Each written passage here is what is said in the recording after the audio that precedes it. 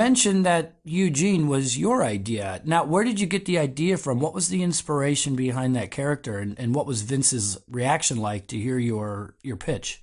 Well, it was Rip Rogers that gave me the initial idea.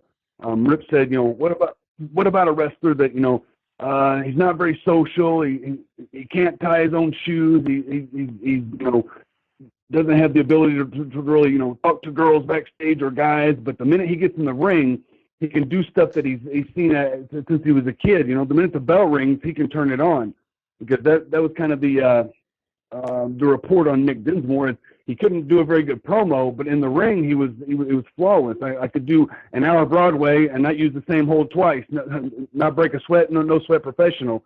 But it was Rip that kind of gave me the idea, and I was at a point where, like I said, my friends were Rob Conway, Doug Basham, Danny Basham, and they were all got called up. They were all on the road. So all my friends in OVW were gone, but I was still training. I was kind of in a transition period, and I'd seen a lot of the talent. The squeaky wheel gets the oil. I'd seen a lot of the talent complain, and the next thing you know, they're called up to TV. A lot of the guys would threaten to quit, and the next thing you know, they're on the road. So I thought, well, I'll try it myself. So I told Doug Basham, I said, I think I'm going to quit and try to go to Japan, which I wouldn't have done because I was living at home. I was traveling less than an hour and a half to all the events that we went to, sleeping in my own bed every night, and I was the top babyface in the company. So I had the best of everything, but I put that out there, and Doug Basham told Dean Malenko. Dean Malenko told Johnny Ace. Next thing I know, I'm sitting in a meeting with Vince McMahon and Stephanie. And Vince goes, I want to get back to character-based wrestling. And that's when I just blurted out the idea of Eugene. Great, we'll start on Monday. So then all of a sudden I had to come up with who this character was.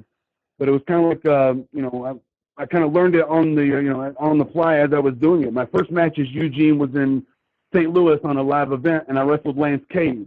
And thank goodness for Lance knew how to wrestle with a gimmick wrestler, because Lance made Eugene look so good. Eugene got beat in his first match, never been on TV, and the people were chanting his name at the end of the match. And I have to give all kinds of credit to Lance Cade, a very good friend of mine. I love how just a little bit of a lie. You saw what others were doing, and it worked in the end. I don't know if that's the best advice to follow today. Yeah. I tell guys all the time, I mean, you might not do it in that fashion, but the squeaky wheel gets the oil. You have to put out there exactly what you want. Otherwise, sometimes it won't come to you. Absolutely. Give them a reason to look at you. They don't want to lose someone like you. Now, the name Eugene, was that molded off of another person that existed? I mean, I've heard stories that there was a special needs son of one of the referees at WWE named Eugene. Were you named after this person, or was it just a name that someone came up with on the fly? Lanny, have you ever met Eugene? I'm sure you met Eugene, right?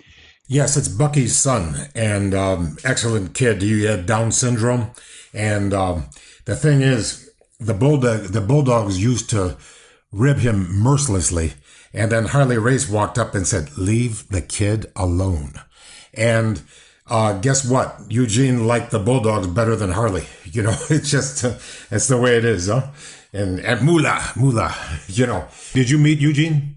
Yeah. They live in the Pittsburgh area, and he came to a couple events and got him all the Eugene merchandise, and he was really excited that there was a wrestler with his same name.